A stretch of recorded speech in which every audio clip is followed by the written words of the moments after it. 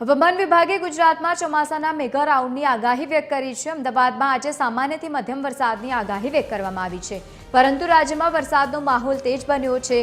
આજથી વરસાદનું જોર પણ વધવાનું છે। એક સાથે 4 વરસાદી સિસ્ટમ સક્રિય થતા तीव्रता पण વધશે વરસાદની। તો બીજી તરફ 25 થી લઈને 29 જુલાઈ સુધી ભારેથી અતિભારે વરસાદને લઈને આગાહી વ્યક્ત કરાઈ છે। ખાસ કરીને દક્ષિણ ગુજરાત, સૌરાષ્ટ્ર અને સાથે જ મધ્ય ગુજરાતમાં તબાહી મચાવી શકે છે તેવી વરસાદની શક્યતા છે।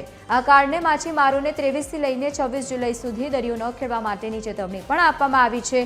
તો બીજી તરફ હવામાન નિષ્ણાંત પરેશ ગોસ્વામીએ ગુજરાતના હવામાન અંગેની આગાહી પણ વ્યક્ત કરી, જેમાં તેમણે 31મી જુલાઈ સુધી ગરમી, પવન અને સાથે જ વરસાદ અંગેની આગાહી વ્યક્ત કરી છે। તેમણે જણાવ્યું છે કે બંગાળની ખાડીમાં સાયક્લોનિક સર્ક્યુલેશન તૈયાર થઈ રહ્યું છે, જે પશ્ચિમ દિશામાં આગળ વધશે।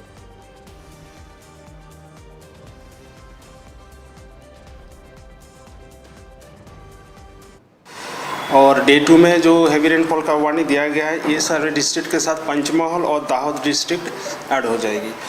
और सौराष्ट्र कच्छ के लिए डे 2 में मतलब आपका 26 जुलाई को अमरेली और भावनगर के लिए हैवी रेनफॉल वार्निंग दिया गया है इक्का दुक्का स्थानों में। और जो डे 3 है, इसमें हैवी टू वेरी हैवी इक्का दुक्का स्थानों में भी वार्निंग दिया गया है।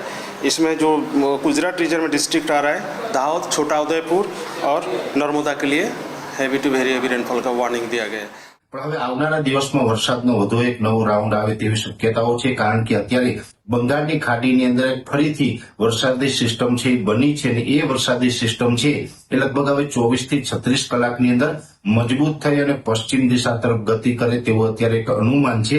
અને આ સિસ્ટમ જો પશ્ચિમ દિશા તરફ જે ગતિ કરશે, એટલે કે આના ટ્રેકમાં જો અત્યારે જે બતાવી રહ્યા છે ટ્રેકમાં કોઈ જ પ્રકારનો ફેરફાર ન થાય, તો આ સિસ્ટમ છે 27 જુલાઈથી લઈ અને 31 જુલાઈ દરમિયાન ગુજરાતની અંદર સારા એવા વરસાદના રૂપમાં અસર કરે તેવું એક અનુમાન છે।